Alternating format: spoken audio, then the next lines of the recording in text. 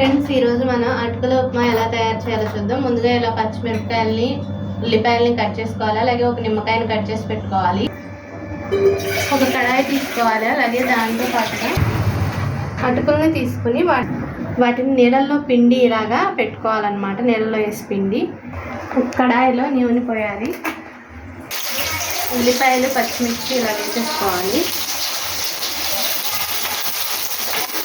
బాగా వేగనివ్వాలి.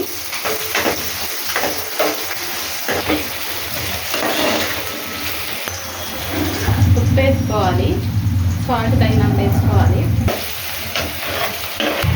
పసుపు,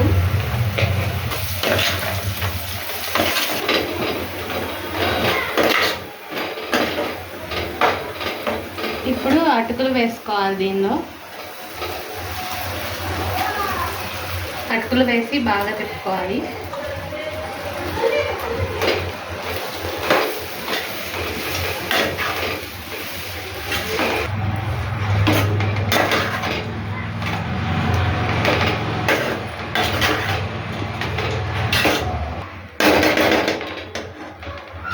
అటుకుల ఉప్మా రెడీ అయిపోయింది.